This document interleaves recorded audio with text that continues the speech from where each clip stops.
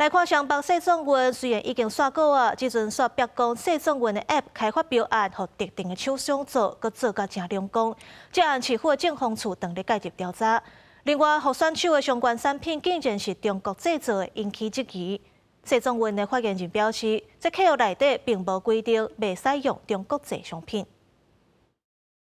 短短几秒钟，通知一直跳出来，点入去内底毋是无物件，无就是佫跳出来。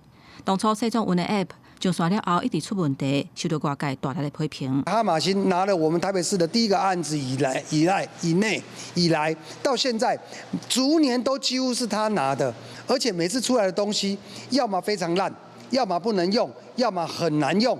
市中运期间的确有所谓的 APP 使用不佳，甚至有2个以上相同类似 APP 等问题。这部分我们都支持台北市政府跟相关的厂商进行求偿哦。市总运已经刷稿，即嘛标出哪像涉及弊端。台北市资讯局洪志基讲，长久以来，甲各项的标案拢互特定的厂商，即嘛台北市政风处已经介入调查。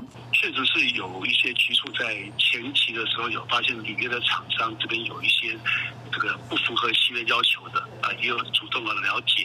有相关的不法，我们也都会按照程序来处理。我跟资讯局向来直球对决，都秉持勿枉勿纵的态度，事无巨细都第一时间请政风从严缜密调查。市总运的 App 使用者拢感觉真无好用。台北市资讯局回应讲，若是签约厂商的问题，会照合约来处分。资讯局这边会当受到检视，而且会专力配合调查。不过市总运引起的争议，唔那这一层。开幕典礼给选手的这个编织袋上面，屡屡传出就是有中国制，那是不是都有违反相关契约？面对民代质疑，市总运的发言人郭임兰回讲，这并不是事实。嘛虽然讲客户内底并无限制袂当使用中国制造的商品，所以并无这方面的问题。然而到目前为止，北检也未接到检举。公司新闻台北报道。